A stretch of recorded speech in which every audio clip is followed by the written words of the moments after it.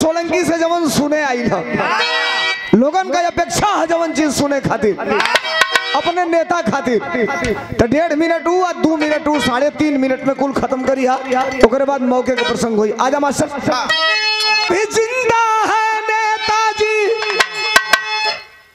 आज भी जिंदा है नेताजी,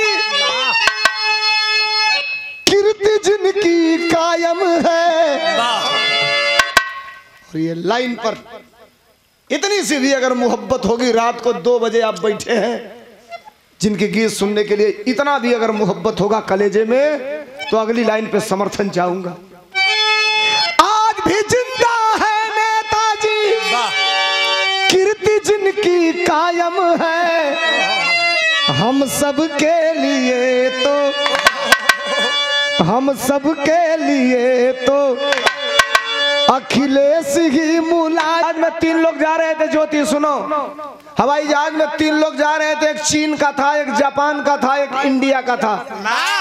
जहाज उड़ गई भैया, अध्यक्ष जी जहाज उड़ गई। 10 मिनट जहाज उड़े हुए हुआ, तब तक चीन वाला कहा कि आई एम डॉक्टर, तो जापान वाला कहा तो कहा हमने एक आदमी का ऑपरेशन करके किडनी चेंज कर दिया।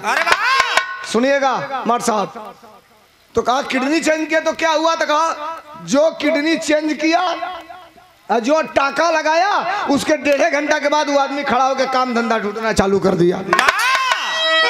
इंडिया वाला कहा साला ही फेंक रहा है, हमारे वाले से भी ज्यादा फेंक रहा है। कह रहा किडनी का जो ऑपरेशन करके टाका लगाया, 1.5 घंटा में काम धंधा ढूंढना चालू कर दिया। अतोले आधा घंटा बाद जहाज में जापान वाला कह रहा है मैं भी डॉक्टर हूँ। इन दोनों ने कहा तो कहा हमने एक आदमी का ऑपरेशन करके लीवर चेंज कर दिया। तो कहा तो कहा जो लीवर चेंज करके टाका लगाया, वो 20 मिनट के बाद खड़ा होकर काम धंधा ढूंढना चालू कर दिया। अब इंडिया वाला किनारे था, फाटक खोल रहा है, हंडी लाइट के खुल जाता तो हम कूद जाते इसी में। 2 गप्पी का सार बैठ गए वाला सगरी बहन की हमारी बगल में। ये कहता कि टाका लगाया, किडनी चेंज किया तो 1.5 घंटा में काम धंधा ढूंढा। ये कहता कि लीवर चेंज किया तो 20 मिनट में काम धंधा ढूंढा। आपस में बतिया रहे थे, तब तक बड़ी तेज डांटा इंडिया वाला, कहा खबरदार, दिमाग खराब है, बहुत होशियार बनते हो। चीन वाले जापान वाले होशियार मत बनो, तुमने किडनी चेंज किया तो 1.5 घंटा में काम धंधा ढूंढा, और तुमने लीवर चेंज किया तो 20 मिनट में काम धंधा ढूंढा। हम इंडिया वालों ने न किडनी चेंज किया न लीवर चेंज किया, हम लोगों ने इंडिया में केवल एक आदमी चेंज किया। बुझलो, हम नाम नहीं रखते उनका, जो नाम रखाते हो मुकदमा, हम नाम नहीं रखते। कहा हम लोगों ने इंडिया में केवल एक आदमी चेंज किया, आज पूरा इंडिया काम धंधा ढूंढना चालू कर दिया। पूरा इंडिया, पूरा। अरे भैया बच के जय हो भाई, मोबाइल हटाओ यार।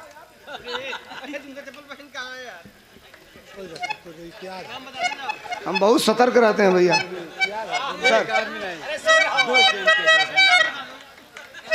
दिलीप कुमार यादव जी जाती है भैया। अरे चढ़ा मत भैया, सुतल हमें वो दिलीप कुमार, गुजरे जमाने के दिलीप कुमार, दिलीप कुमार यादव जी के तो अच्छा फिर मत चढ़िया। दिलीप भैया की ओर से रामसुख खरीफा गोपालापुर की धरती से 100 रुपया देकर के सम्मानित किया। एगो नई गीत आई ले भैया, बैठे हैं मंच पर दिन बहादुर कोटेदार, खुरदहा की धरती से 100 रुपया 2 दिन पहले एगो नई गीत आई लिया। नई गीत गौ नहीं का जानी सुन ले बोलो कि ना का गो नहीं मास्टर।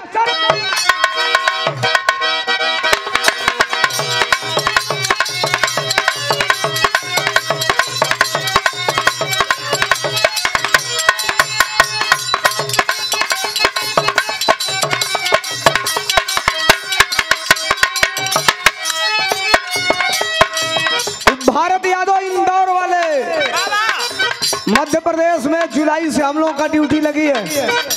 और पूरे नवंबर तक जब तक चुनाव होगा हम लोग एमपी में रहेंगे। एक कमला इनका पता ले लेना, इंदौर चला जाएगा, इन्हीं से डीजल उजल भरवाया जाएगा, घूमा जाएगा पूरा इंदौर एमपी। बहुत धन्यवाद। एगो नया गाना गौली है, 2-3 दिन पहले आइल है, क्या गौले लिहा